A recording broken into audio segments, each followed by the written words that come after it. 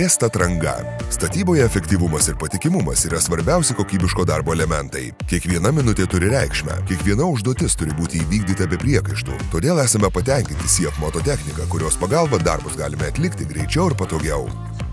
Pradžioje kiek skeptiškai žiūrėjome į šią techniką, nes nematėme, kur ją būtų galima panaudoti. Tačiau statant naują Motorider motociklų saloną, gavome pasiūlymą pasinaudoti CF Moto keturračiais ir bagiais.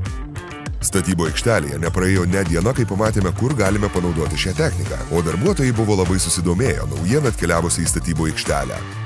Priprasti naudotis net nereikėjo, tiek keturračiai, tiek motobagiai valdomi labai lengvai. Ir darbuotojų kalbinėti nereikėjo, buvo labai smalsu viską išbandyti. Didelis privalumas, kad tam tikrus darbus, kurių niekas nenorėjo atlikti, pavyzdžiui šiukšlių išvežimas, dabar net eilė susidaro, kas tai darys pirmas.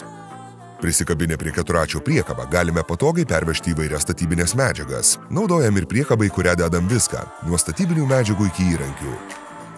Keturračio panaudojimas platus, dedasi įvairūs priedai, tad jį tikrai galime pritaikyti pagal savo poreikius.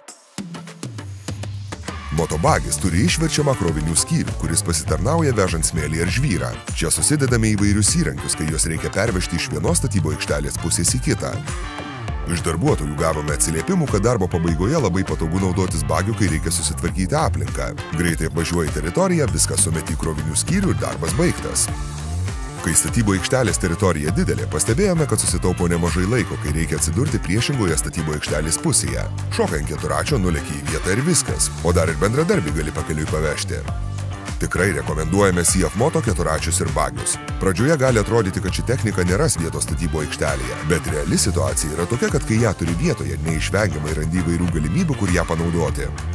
O svarbiausia, kad naudojant šią techniką susitaupo nemažai laiko.